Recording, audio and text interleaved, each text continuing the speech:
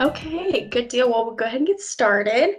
So we are here for our Career Success Kit interviewing Brandi Adkins. Brandi, why don't you go ahead and tell us a little bit about yourself?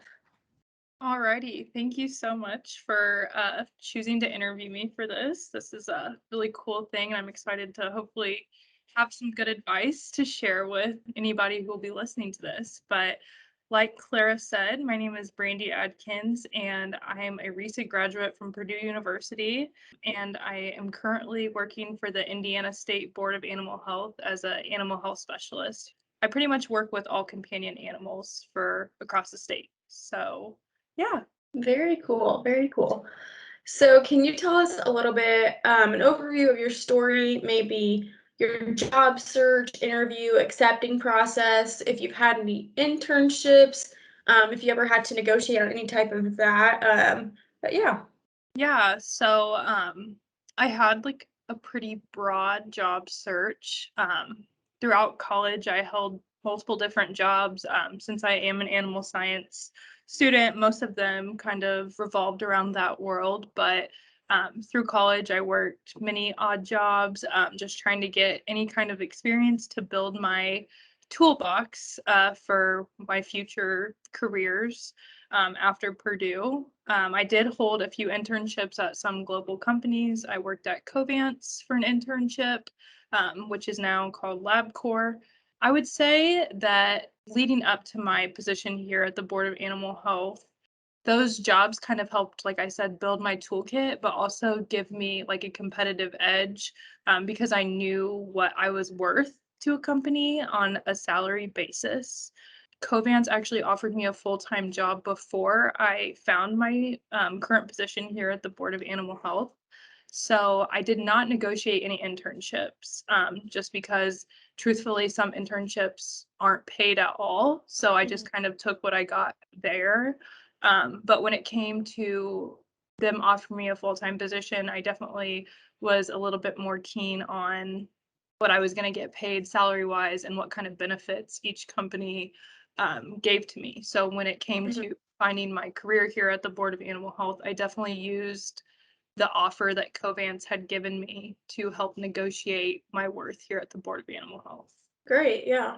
I guess we'll touch on this a little bit too. So you talked about how you negotiated a little bit.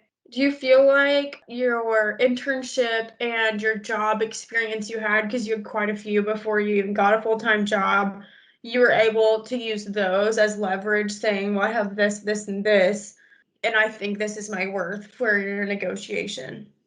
Yes, yeah. So all of those little jobs kind of, I think any little job that you do, no matter if it's something that you plan to do forever or even just something you plan to do to make a little money in college, teaches you something. Mhm. So like those jobs taught me how to be accountable, how to, write papers, to do press releases, how to, present in front of a group, a board. Things like that. And so I definitely used little aspects of every job to propel my worth when I was negotiating with the Board of Animal Health about a salary or even about even different opportunities that I may want to have at this company that weren't in Mhm. the original job description, because each one of those experiences gives you something that makes you more valuable. So when it comes to negotiating your worth, don't always think about money initially. Think about, you know, how you're going to continue to grow in this position. Like, I can't think of something right off the top of my head, but I would say like when it came to money wise, I was very animal savvy coming into this job. So I could relate with a lot of producers that I was going to be working with every day versus having to be taught that. So Yeah. that as kind of leverage to say, Yeah.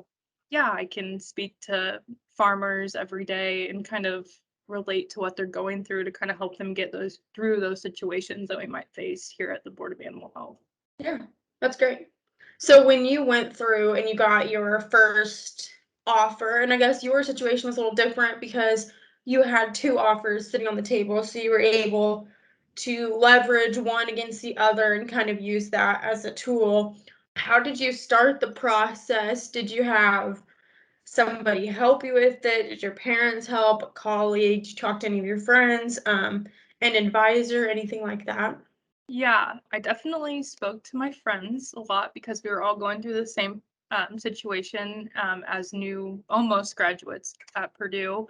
I also sought out advice from my advisor at Purdue, just kind of asking, how do I even start the conversation? How do I even bring it up? They pretty much gave me the advice that, like, your worth. Just go ahead and state your case. You can't just say, "Oh, I think I'm worth more money." You have to build your case and like Right. find some kind of balance. You can't say like, "Oh, I need so much more," versus, you're going to work at that position. So even just a little bit more makes a big difference in your monthly payments, things like that. Mhm. So you can't just say you want more money. You also have to like build your case and state why you deserve more money, Yeah. even more benefits. A lot of people, I think, don't speak about negotiating your benefits. You can negotiate days off, more sick days, things like Mhm. that. The money aspect isn't really something your company is worth moving on. Yeah, yeah, that's a good point. Did you do any research of what your salary range could be? And I know this is kind of like a touchy area because you can look up online and say, oh, well, this is how much, but that could be for a job out in California or New York City.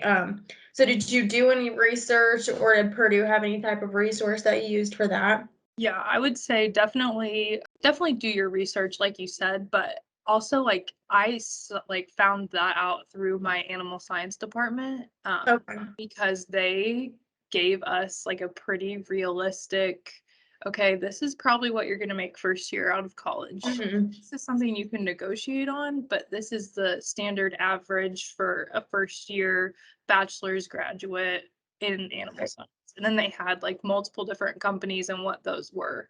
So Okay. I didn't have to do much research, I guess, on that, but because it was given to us on a yearly basis, Yeah, that's it's also nice. posted in our building. But yeah, I would definitely look at if you're looking for a job or are trying to negotiate salary, look up those things, but be very specific, as in location, Hmm. your specific job title that you may be getting, because that is different than just putting like for me, animal science new grad salary Yeah. average. If I said like an animal health specialist average, then it would be more, you know, tied Right. to what I should be, getting paid right out of college. So if you are searching, just be very specific and kind of seek out those people that will have the correct information instead of just searching Google and being very broad, because I think we all deserve to be paid more based off of Google, but Yeah, very much so. So you brought up some of these things already, and with an entry level position, a lot of times it's like this is how much money you're going to make, and that's it. Sometimes there's negotiation, but it's sometimes not a lot. mhm. So you brought up the paid time off, the sick days. Are there any other things you can think of that a candidate could negotiate besides the amount? Sometimes companies just do not have it in their budget for an entry level to make it anymore. Yeah, and if you state your case to them and they say, honestly, when you're negotiating your salary or you're negotiating benefits or anything like that, just do it anyways, because the worst they're going to tell you is no. Hardly Hmm. ever have I heard of somebody like a company taking away your offer because you asked about salary. And, like I said, the worst they can say is no. So, come to the table, have your research. Even if you can negotiate even $1,000 more to your salary, that's still quite a bit every week or every 2 weeks or whatever your pay period is. That's going to like boost you. And then you're going to get, typically every company does like raises at the end of the year or every 6 months. So you're Hmm. going to get more the longer you work there. And you can even negotiate your salary or your benefits, 6 months after you start, a year after you start. And like I said, benefits are probably something that a lot of people don't think about. Holidays, sick days, personal days, vacation days, those kind of things. But in this day of age, I almost think that if your company isn't going to budge, or maybe it's not in their budget to give you more money for an entry level position. You can even negotiate maybe like a work from home day each week to like help That's a good money idea. travel, things like that that can kind of help you kind of offset those costs that you're not going to Yeah, get salary. that's a good idea. I didn't even think about negotiating work from home. That's a big thing nowadays. You kind of brought this up, and I'm glad you did. My next question was, would you recommend going in? And I think this kind of goes with like what you're talking about, your advisors giving you the advice to really know your worth. And I think when you're going to negotiate a salary, you really have to have your confidence and know what you're talking about.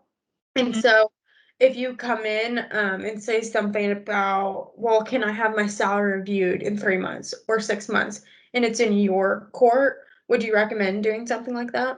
Yeah, I would say so. And I think that, after you start your job and say that they weren't really as keen on like raising your salary before you started, after you worked for 3 to 6 months for a company or even a year, if you're meeting with your person every year for some kind of like salary or even just some kind of review for your Hmm. job, to see what you're doing good on or bad on.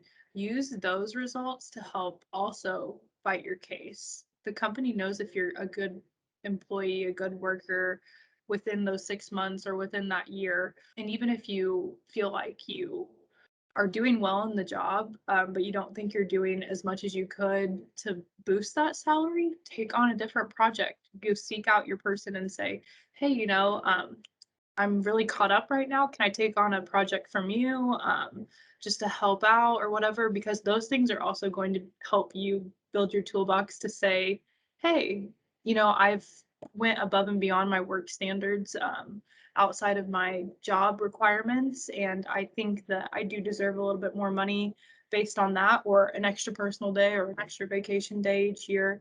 What do you think about that? Hmm.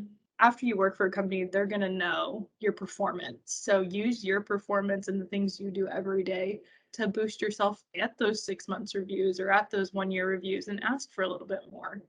Yeah, that's a great idea. I think those were most of my questions. I guess to end it, what is some overall advice you would give someone in their senior year of college looking at their first job salary negotiation? What would you tell them? I think that it's fair to say that negotiating your salary or talking to an employer that doesn't even know you, that has given you this chance, is very intimidating. You're like, even me, like when I was done with college, I'm like, thank goodness I have a job, like I'm Yeah. so excited that I even have a job, let alone, and then you don't even think about the salary or whatever, or your benefits. But those are the things that help you balance that your work and life balance together, those benefits, your salary, things like that. And it's not going to hurt to just take the chance on yourself to give yourself a little bit more. So even though it is really intimidating, do your research, don't sell yourself short, and be confident in your delivery when you say, hi, I'm Brandi Adkins, and I really appreciate the opportunity. Can I negotiate my salary or my benefits with you? We can sit down and chat about it, and then, just be prepared because Hmm. you are going to be nervous. Just be confident in yourself and know your worth. I think that's the best advice I could give. Perfect. Well, thank you. What are some items if your salary, you can't negotiate on your salary, what are some other items that someone could negotiate on? Yeah, I think that's really important, because a lot of companies may be starting out for an entry level position right out of college. They really don't want to sway too much on that salary. And I think I've mentioned a few already, but some other things that you can negotiate on is maybe like time off, vacation days, your personal days, sick days, maybe ask for a few more of those. Because that'll help with your work life balance. There's a lot of things that people don't think of right off the top of their head either, that you can negotiate on that maybe a company doesn't even know about, but something that they could pay for outside of your salary, like a gym membership, childcare if you have kids, like mentoring and coaching outside of work. So that can be like if you see a therapist or something like that, you could have them pay for that. Professional development classes, you can negotiate on tuition reimbursement. Like, will they pay some of your student loans off? Will they pay for you to go to grad school if you work there for a certain amount of time? You can negotiate maybe half days, a certain day of the week, maybe a company vehicle, insurance. Maybe if you have a phone bill and you're using your personal phone for work, will they pay your phone bill? Will they give you a phone? Are you working from home? You could say, I know you really aren't big on increasing my salary. Would you possibly pay for my internet for my home? Mhm. Just things like that. There's so many things out there. And I think that there's something that a company will budge on that will give you more of a work-life balance and will give you less stress in your life. And that's what your overall goal is. And so, yeah, just be confident and do your research on the things that you spend money on for work, outside of work, and see if your company will even, give you one of those things as a benefit for working for them. Perfect. Those are great.